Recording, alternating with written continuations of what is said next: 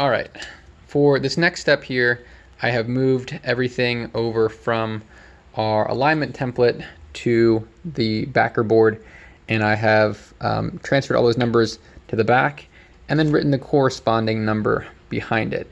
And that will just help when it comes time to assemble everything.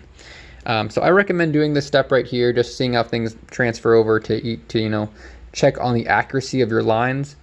Everything should somewhat match up. It's okay if it's not perfect. These guidelines are just there to sort of give you an idea of where things should go, but obviously the closer they are to the actual flag, the easier assembly and alignment for you will go. But I like to do this just to check to see how well everything lines up. So the next step after this is paint, and I think it's easier to have all these pieces be black. And the reason for that is, you're not going to see scuffs or marks or your numbers on there if you put one on the front on accident. I think just black's a little bit easier to do, and then have the background be yellow. So it's up to you, as I said in the instructions, but I recommend going with these pieces as black. Now, if you notice, this piece right here for number 1 is also the same as this piece right here if it were to be yellow. So like I said, all of the black pieces are exact copies of the yellow pieces. It really just depends on what you choose to do, but I set it up to be black for you guys because I think it's a little bit easier. At this stage in the game, you can paint all these pieces black, and I'll maybe do a time lapse of me painting these later, but you guys know how to paint things, so I'm not going to bore you with me painting in real time. Paint all of these black, set them aside on something like a piece of aluminum foil or plastic wrap or something that it's not going to stick to. If you have paper down or newspaper or anything that might have fabric in it or whatever, it's going to stick to it.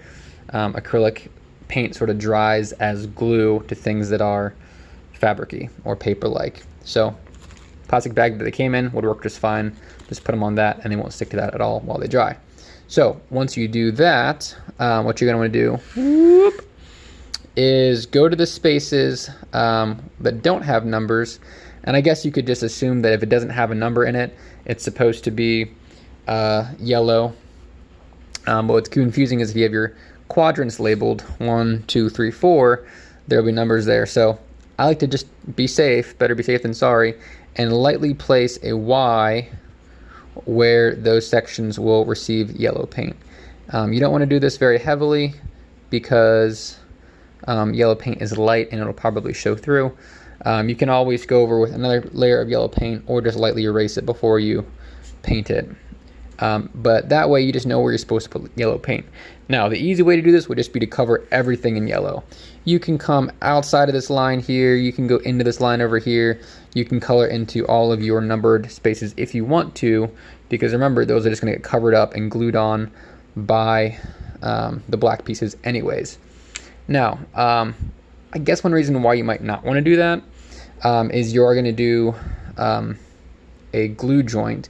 And usually the best glue joint is 2 wooden surfaces, wood on wood with glue in between. But I guess it really wouldn't matter if there was paint in the mix too. I've had folks do that before and it works out just fine. So if you want to save yourself some time and you just want to throw down thick paint, by all means, just go all yellow.